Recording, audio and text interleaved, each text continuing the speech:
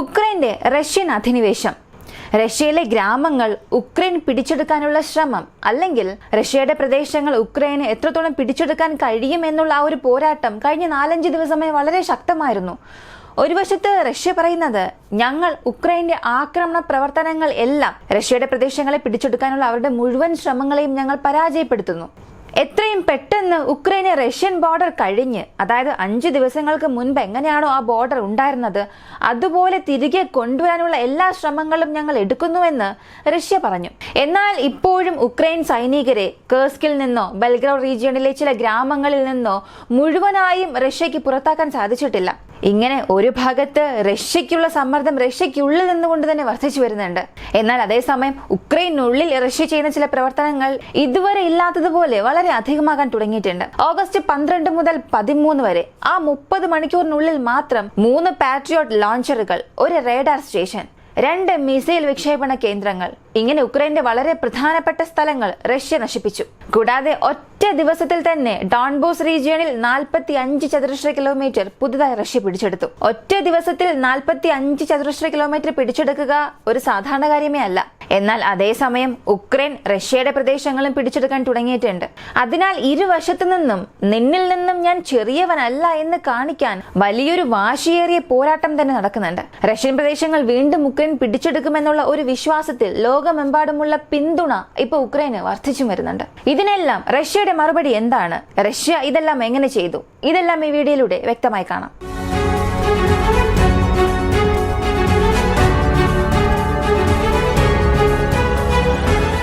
സത്യത്തിൽ അവിടെ എന്ത് നടക്കുന്നുവെന്ന് നോക്കിയാൽ ഉക്രൈന്റെ റഷ്യൻ അധിനിവേശത്തിലൂടെ ഈ കേഴ്സ് മേഖലയിലെ 35-ൽ അധികം റഷ്യൻ ഗ്രാമങ്ങൾ ഇപ്പോൾ ഉക്രൈൻ പട്ടാളക്കാർ പിടിച്ചെടുത്തു.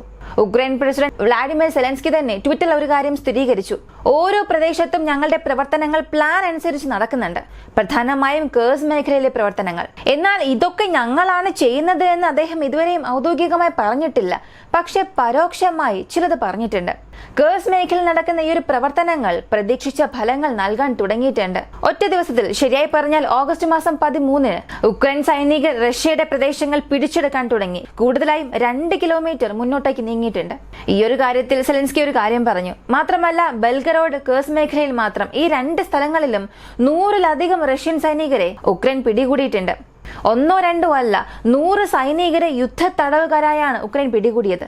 ഇത് ഉക്രൈനെ എങ്ങനെ സഹായിക്കുമെന്ന് ചോദിച്ചാൽ, ഒരുപക്ഷെ നാളെ ട്രംപ് അധികാരത്തിലെത്തി റഷ്യയും ഉക്രൈനും തമ്മിൽ ഒരു സമാധാന ചർച്ച നടത്തിയാൽ, ഇരു രാജ്യങ്ങൾക്കും ഇടയിൽ വെടിനിർത്തൽ കരാർ കൊണ്ടുവന്നാൽ ഈ 2 രാജ്യങ്ങളും എന്തായിരിക്കും ചോദിക്കുക? അല്ലെങ്കിൽ ഏത് കാര്യത്തിലായിരിക്കും ഈ 2 നാടുകളും വിട്ടുവീഴ്ച ചെയ്യാൻ ശ്രമിക്കുക?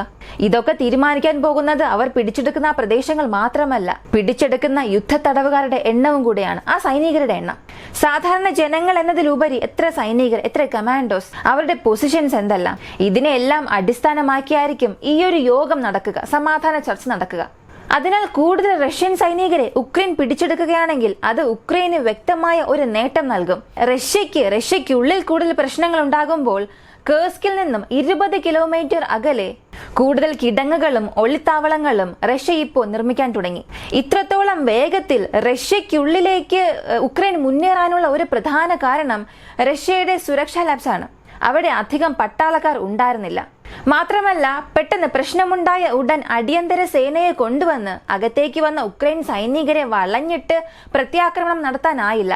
അതുകൊണ്ടാണ് കേഴ്സ്കിൽ നിന്ന് 13 കിലോമീറ്റർ വരെയും, ഇപ്പോൾ പറഞ്ഞ ഈ 2 കിലോമീറ്ററും ചേർത്താൽ ഔദ്യോഗികമായി 13 കിലോമീറ്റർ വരെയും ഉക്രൈൻ സൈനികർ അകത്തേക്ക് പ്രവേശിച്ചത്. അതിനാൽ റഷ്യയുടെ സുരക്ഷാ വീഴ്ച ഇവിടെ ഉണ്ടായിട്ടുണ്ട്. അതാണ് പ്രധാന കാരണം. അങ്ങനെയാണെങ്കിൽ ഇപ്പോഴും മുന്നേറി വരുന്ന ഉക്രൈൻ സൈനികർ ഇതിന് ശേഷം മുന്നേറാൻ പാടില്ല എന്നതിനു വേണ്ടി മുൻകാലങ്ങളിൽ ചെയ്ത അതേ രീതിയിൽ റഷ്യ എങ്ങനെയാണോ ഉക്രൈൻ വാർഫെയറിൽ ഡിഫൻസീവ് ലൈൻ സെറ്റ് ചെയ്തത്, അതുപോലെ ഇപ്പോൾ റഷ്യയ്ക്കുള്ളിൽ കിടങ്ങുകളും ഒളിത്താവളങ്ങളും സ്ഥാപിക്കാൻ തുടങ്ങിയിട്ടുണ്ട്. അപ്പോൾ റഷ്യ ഉക്രൈനിൽ ശ്രദ്ധ കേന്ദ്രീകരിക്കുന്നത് അവസാനിപ്പിച്ചോ? ചില മാധ്യമങ്ങളിൽ പറയുന്നുണ്ട് ഉക്രൈൻ സൈനികരെ പുള്ളി ചെയ്ത് റഷ്യയ്ക്കുള്ളിൽ വെച്ച് ആക്രമിക്കുന്നുവെന്ന്. അപ്പോൾ റഷ്യ ഉക്രൈനിൽ നിന്നും പുറത്തേക്ക് വരാൻ തുടങ്ങിയോ? അല്ലെങ്കിൽ അങ്ങനെ ഒരു ബിംബം അവർ ക്രിയേറ്റ് ചെയ്തോ എന്ന് ചോദിച്ചാൽ അങ്ങനെ ഒന്നും തന്നെ ഇല്ല. ഉക്രൈന്റെ ഒരു ഭാഗത്തു നിന്നും റഷ്യ തങ്ങളുടെ സൈനികരെ പിൻവലിച്ചിട്ടില്ല.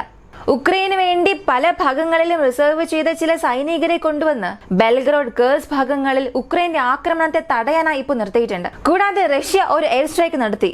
അതേ ഇസ്കാന്ദർ ബാലിസ്റ്റിക് മിസൈൽ ഉപയോഗിച്ച് ചെയ്ത ആക്രമണത്തിൽ സുമി മേഖലയിൽ 3 പാട്രിയോട്ട് ലോഞ്ചറുകളും ANMP-65 റേഡാറുകളും തകർത്തു. കഴിഞ്ഞ 2 ദിവസത്തിനുള്ളിൽ ഈ 3 ലോഞ്ചറുകളും ഒരു റേഡാർ യൂണിറ്റിനെയും മുഴുവനായും തകർത്തു.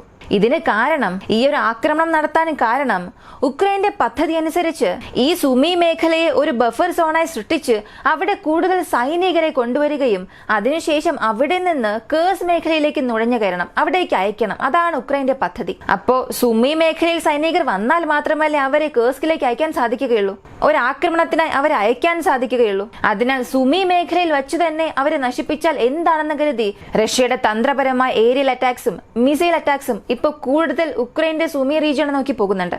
ഈ ഒരു ആക്രമണം നടത്തിയതിലൂടെയാണ് ആ ഒറ്റ ദിവസത്തിൽ ആ ഒരു മേഖലയിലുള്ള 3 പാട്രിയോട്ട് ലോഞ്ചറുകൾ റഷ്യയുടെ ടാക്ടിക് മിസൈൽ ഓപ്പറേഷൻ ഗ്രൂപ്പായ ഇസ്കാന്ദർ മിസൈൽസ് ഓപ്പറേറ്റ് ചെയ്യുന്ന ഗ്രൂപ്പ് അച്ചീവ് ചെയ്തു. മാത്രമല്ല ഉക്രൈന് മിസൈൽ ലോഞ്ചറുകൾ നഷ്ടപ്പെടുന്നതിനേക്കാൾ ഈ ഫയർ കൺട്രോൾ റേഡാർ മൂലമുണ്ടാകുന്ന നഷ്ടമാണ് കൂടുതൽ. കാരണം പാട്രിയോട്ട് ലോഞ്ചറെ സംബന്ധിച്ച് ഒരു ലോഞ്ചർ പോയാലും മറ്റൊന്നിനെ അവർക്ക് റീപ്ലേസ് ചെയ്യാൻ സാധിക്കും. എന്നാൽ റേഡാർ യൂണിറ്റിനെ സംബന്ധിച്ച് അമേരിക്കയുടെ പക്കൽ നിന്നും ഇവർക്ക് വളരെ കുറവെണ്ണം മാത്രമേ അത് ലഭിച്ചിട്ടുള്ളൂ. അതിനാൽ അത് നഷ്ടപ്പെടുമ്പോൾ ഉക്രൈന് അത് കാരണം ഉണ്ടാകുന്ന പ്രശ്നങ്ങൾ എന്നതും കൂടുതലാണ്. ഇനി ഈ നോർത്ത് സ്ട്രീം പൈപ്പ് ലൈൻ തകരാറിനെ കുറിച്ച് നമുക്കറിയാം. നമ്മൾ അതിനെക്കുറിച്ചൊരു വീഡിയോ ചെയ്തിരുന്നു. തുടക്കത്തിൽ എല്ലാവരും പറഞ്ഞത് റഷ്യ അറിഞ്ഞുകൊണ്ടാണ് ഇത് ചെയ്തത്. റഷ്യ യൂറോപ്പിന് ആവശ്യമായ ഗ്യാസ് ഇൻഡയറക്റ്റായി കട്ട് ചെയ്തു എന്ന് പറഞ്ഞു. റഷ്യയാണ് ആ പൈപ്പ് ലൈനിൽ ഒരു വിള്ളൽ ഉണ്ടാക്കിയെന്ന് എല്ലാ പാശ്ചാത്യ നാടുകളും അമേരിക്ക തുടങ്ങിയ പല സൂപ്പർ പവർ നാടുകളെല്ലാം റഷ്യക്ക് നേരെ കൈ ചൂണ്ടി. ആ സമയം റഷ്യ പറഞ്ഞത്, ഞാൻ എന്തിനു വേണ്ടി എന്റെ പൈപ്പ് ലൈൻ ഡാമേജ് ചെയ്യണം? ഏകദേശം പല ബില്യൺ ഡോളേഴ്സ് വിലയുള്ള ഒരു പ്രോജക്റ്റാണത്. എന്റെ പണം ഉപയോഗിച്ച് ചെയ്ത ഒരു വസ്തുവിനെ ഞാൻ എന്തുകൊണ്ട് തകർക്കണം എന്ന് റഷ്യ ആ സ്ഥലത്ത് ഒരു ചോദ്യം തിരികെ ചോദിച്ചു. ഒരുപാട് പേർ അമേരിക്കയെ സപ്പോർട്ട് ചെയ്ത് സംസാരിച്ചു. അതുപോലെ ഒരുപാട് വെസ്റ്റേൺ ഓറിയന്റഡ് മീഡിയാസ് എല്ലാം റഷ്യയും പുടിനെയുമായിരുന്നു വിരൽ ചൂണ്ടിയത്. എന്നാൽ അന്വേഷണം നടക്കുന്തോറും അതിന്റെ ആ സ്ഥിതിഗതികളെല്ലാം തന്നെ മാറാൻ തുടങ്ങി. ഇപ്പോൾ ഒരു പുതിയ വിവരം പുറത്തു വന്നു. ജർമ്മനി ഉക്രൈനിലെ ഒരു പ്രധാനപ്പെട്ട ഡൈവിംഗ് യൂണിറ്റ് മേധാവിക്ക് അറസ്റ്റ് വാറന്റ് നൽകിയിട്ടുണ്ട്. അയാൾ ഉക്രൈനിൽ നിന്നും പോളണ്ടിലേക്ക് രക്ഷപ്പെട്ടു പോയി. അങ്ങനെ പോളണ്ടിലേക്ക് പോയതിനു ശേഷം പോളണ്ട് ഗവൺമെന്റിലേക്ക് തന്നെ ഔദ്യോഗികമായി ഒരു അറസ്റ്റ് വാറന്റ് നൽകി. ഇയാളുടെ നേതൃത്വത്തിലുള്ള ഒരു ടീമാണ് എക്സ്പ്ലോസീവ് കൊണ്ടുപോയി ഉക്രൈന് ഫേവറായി ആ ഗ്യാസ് ലൈൻ പൈപ്പ് ലൈനിൽ കടലിനുള്ളിൽ വെച്ച് തന്നെ ഒരു പൊട്ടലുണ്ടാക്കിയത്. അപ്പോ ഉക്രൈനാണ് ഇത് ചെയ്തത് എന്ന് ഔദ്യോഗികമായി ജർമ്മനി ഉറപ്പിച്ചു. എന്നാൽ ആ സമയത്തൊക്കെ ഇത് റഷ്യയാണ് ചെയ്തത്, പുടിനാണ് ചെയ്തത് എന്ന് പറഞ്ഞവർ ഇപ്പോൾ അത് മാറ്റി പറയാൻ തുടങ്ങി. ഉക്രൈനും ഇതിൽ പങ്കുണ്ടല്ലേ എന്ന പല ചോദ്യങ്ങൾ ചോദിക്കാൻ തുടങ്ങി. അങ്ങനെയാണെങ്കിൽ ഒരു കാര്യം ഇവിടെ വ്യക്തമായി മനസ്സിലാക്കാം. ലോകത്തിൽ റഷ്യക്ക് ചീത്തപ്പേരുണ്ടാക്കാൻ അല്ലെങ്കിൽ ലോകത്തിൽ റഷ്യക്കെതിരെയുള്ള ഒരു നെഗറ്റീവ് ഉണ്ടാക്കുന്നതിനും പാശ്ചാത്യ നാടുകളായാലും വെസ്റ്റേൺ മീഡിയാസ് ആയാലും ഒരുപാട് ആഗ്രഹിക്കുന്നുണ്ട്, പരിശ്രമിക്കുന്നുണ്ട്. അതിനാൽ ഉക്രൈൻ ചെയ്ത ഈ ഒരു കാര്യം ഉക്രൈൻ മാത്രം ചെയ്യാൻ സാധ്യതയില്ല, അമേരിക്കയും ഇതിൽ സഹായിച്ചിട്ടുണ്ടാകണം. അങ്ങനെ ഈ നാടുകൾ ചെയ്ത തെറ്റുകൾ പോലും വളരെ എളുപ്പത്തിൽ റഷ്യക്ക് നേരെ കാണിച്ചു. ഇപ്പോ സെലൻസ്കിയുടെ ഗവൺമെന്റിനെതിരെ ജർമ്മനി ഒരു സ്റ്റേറ്റ്മെന്റ് നൽകിയില്ലായിരുന്നു എന്നുണ്ടെങ്കിൽ ഈ ഒരു സത്യവും പുറത്തറിയില്ലായിരുന്നു. ഇത് ചെയ്ത അയാളുടെ പേര്, മറ്റു വിവരങ്ങൾ ഇതൊന്നും പുറത്തു വന്നിട്ടില്ല. വളരെ സെൻസിറ്റീവ് ആയതുകൊണ്ട് തന്നെ പുറത്തുവിടാൻ കഴിയില്ല. പക്ഷേ ഇത് ചെയ്തത് ഉക്രൈന്റെ ഡൈവേഴ്സ് സ്ട്രീമിലെ ലീഡാണെന്നുള്ള ഒരു വിവരം ജർമ്മനി പുറത്തുവിട്ടു. വീണ്ടും ഈ മുഴുവൻ ലോകത്തിന്റെ ശ്രദ്ധ നോർത്ത് സ്ട്രീം പൈപ്പ് ലൈനിലേക്ക് തിരിഞ്ഞിരിക്കുകയാണ്. ഈ പൈപ്പ് ലൈനെ സംബന്ധിച്ച് ജർമ്മനിക്ക് വളരെ വളരെ പ്രധാനപ്പെട്ട ഒന്നാണ്. കാരണം കുറഞ്ഞ വിലയിൽ ഡയറക്റ്റ് റഷ്യയിൽ നിന്നും കടലിനുള്ളിൽ ആ പൈപ്പ് വഴി കുറഞ്ഞ വിലയിൽ അവർ വാങ്ങിക്കൊണ്ടിരുന്നു. അതിലെ ഫ്ലോയിൽ ഉണ്ടായ ചില പ്രശ്നങ്ങൾ കാരണം ജർമ്മനിയിലെ എക്കണോമി പോലും ബാധിക്കപ്പെട്ടു. അതവർക്ക് വലിയ സാമ്പത്തിക നഷ്ടം ഉണ്ടാക്കിയത് കൊണ്ടാണ് ജർമ്മനി നേരിട്ട് ഒരു അന്വേഷണത്തിന് ഇറങ്ങിയത്. അതിന്റെ ഒരു റിസൾട്ട് ആയിട്ടാണ് ഈ സത്യമെല്ലാം പുറത്തു വരാൻ തുടങ്ങിയത്. കൂടാതെ ഈ കേഴ്സ് ഭാഗത്തെ സംബന്ധിച്ച് ചില സ്ഥലങ്ങൾ മാത്രമേ റഷ്യക്ക് അനുകൂലമായി മാറിയിട്ടുള്ളൂ. കാരണം നേരത്തെ ക്യാപ്ചർ ചെയ്ത ടൗൺസിലും സ്ട്രീറ്റ്സിലും ഉക്രൈൻ അവരുടെ പീരങ്കികളും അവരുടെ ആർമഡ് വെഹിക്കിൾസും ആ തെരുവുകളിലൂടെ കൊണ്ടുപോവുകയാണ്. റഷ്യക്ക് ഫേവർ ആയിരുന്നവർ പോലും ഇപ്പോൾ ഉക്രൈനെ സപ്പോർട്ട് ചെയ്യുന്ന രീതിയിലേക്ക് വരുന്നുണ്ട്. അപ്പോ എത്രയും പെട്ടെന്ന് റഷ്യ ഇത് റീക്യാപ്ചർ ചെയ്തില്ല എങ്കിൽ, തിരിച്ചു പിടിച്ചില്ല എന്നുണ്ടെങ്കിൽ തീർച്ചയായും ഒരു സൈക്കോളജിക്കൽ വാർഫെയർ അവിടെ ഉണ്ടാകും. അല്ലെങ്കിൽ റഷ്യൻസിന്റെ മനസ്സിൽ തന്നെ ഇത് പ്രതികൂലമായ ഒരു സ്വാധീനം സൃഷ്ടിക്കും. ഉക്രൈൻ ഒരു ചെറിയ രാജ്യമാണ് റഷ്യയുമായി താരതമ്യം ചെയ്യുമ്പോൾ. അങ്ങനെയുള്ള ആ ചെറിയ നാടുമായി 2.5 വർഷമായി നിങ്ങളൊരു യുദ്ധം നടത്തി കൊണ്ടുപോവുകയാണ്. ഇപ്പോൾ അവർ നമ്മുടെ പ്രദേശത്തേക്ക് കടന്നു വരികയും റഷ്യൻ സൈനികരെ തന്നെ യുദ്ധ തടവുകാരായി പിടികൂടി. അപ്പോൾ അതുവരെയും റഷ്യ എന്താണ് ചെയ്തുകൊണ്ടിരുന്നത്? ഇങ്ങനെയുള്ള ചോദ്യങ്ങൾ ഇപ്പോൾ ഉയർന്നു വരാൻ തുടങ്ങിയിട്ടുണ്ട്. അതേസമയം മറ്റു പല കാരണങ്ങളാൽ പുടിനുള്ള സ്വാധീനവും അവിടെ വർദ്ധിച്ചു വരുന്നുണ്ട്. എന്നാൽ അതേസമയം മറ്റു പല കാരണങ്ങളാൽ പുടിനുള്ള പിന്തുണയും ഒരു ഭാഗത്ത് വർദ്ധിച്ചു വരുന്നുണ്ട്. അപ്പോൾ ഈ ചോദ്യങ്ങൾ വീണ്ടും അധികമാകുന്നതിന് മുൻപ് എത്രയും പെട്ടെന്ന് ഈ ഒരു ഓപ്പറേഷൻ അവസാനിപ്പിക്കുകയാണെങ്കിൽ റഷ്യക്ക് അത് നല്ലത്. മറ്റൊരു ഭാഗത്ത് പ്രസിഡന്റ് പുടിൻ പറഞ്ഞത് പീസ് ഡീൽ അല്ലെങ്കിൽ നെഗോസിയേഷൻ, ഇതിനുശേഷം ഉക്രൈനും ഞങ്ങൾക്കുമിടയിൽ ഇങ്ങനെ ഒരു സമാധാന ചർച്ച ഉണ്ടാകാനുള്ള യാതൊരു സാധ്യതയുമില്ല. കാരണം സെലൻസ്കിയുടെ ഗവൺമെന്റ് എക്സ്പയർ ആയതിനു ശേഷം ഏത് അതോറിറ്റിയുടെ മുൻപിൽ വെച്ച് ഏത് അതോറിറ്റിയുമായാണ് ഞങ്ങൾ നെഗോസിയേഷൻ ടേബിളിൽ ഇരിക്കാൻ സാധിക്കുക? മാത്രമല്ല റഷ്യക്കെതിരെയുള്ള ഒരു പ്രധാനപ്പെട്ട റെഡ് ലൈൻ ഉക്രൈൻ മറികടന്നിട്ടുണ്ട്. ഇതിന് തീർച്ചയായും ഉക്രൈൻ ഉത്തരം നൽകണം. ഇതിനുശേഷം ഇവിടെ സമാധാന ചർച്ച എന്നതിന് യാതൊരു സാധ്യതയുമില്ല എന്നും പറഞ്ഞു. ഒരുപക്ഷെ ഇത് റഷ്യയുടെ ട്രാപ്പ് തന്നെയാണെങ്കിൽ, കാരണം പലരും ഇത് റഷ്യയുടെ ഒരു കെണിയായിരിക്കാം എന്നാണ് പറയുന്നത്. നിങ്ങൾക്ക് കാണുമ്പോൾ തന്നെ മനസ്സിലാകും റഷ്യയിലേക്ക് ഉക്രൈൻ അത്ര സ്വതന്ത്രമായാണ് നീങ്ങിക്കൊണ്ടിരിക്കുന്നത്.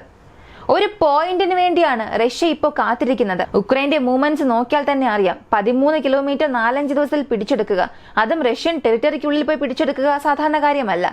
അപ്പോൾ ഇതൊരു റഷ്യയുടെ കെണിയാണെങ്കിൽ ഉക്രൈൻ അതും അഭിമുഖീകരിക്കേണ്ട സാഹചര്യം വരുന്നുണ്ടെന്ന് പലരും സംസാരിക്കാൻ തുടങ്ങി. ഉക്രൈന്റെ ഈ റഷ്യൻ അധിനിവേശത്തെക്കുറിച്ചുള്ള നിങ്ങളുടെ അഭിപ്രായം കമന്റിൽ പറയുക. വീഡിയോ ഇഷ്ടമായ ലൈക്ക് ചെയ്യുക, ഷെയർ ചെയ്യുക. നമ്മുടെ ചാനൽ ആദ്യമായി കാണുന്നവരാണെങ്കിൽ മറക്കാതെ സബ്സ്ക്രൈബ് ചെയ്ത് സപ്പോർട്ട് ചെയ്യുക. മറ്റൊരു വീഡിയോയുമായി വീണ്ടും കാണാം.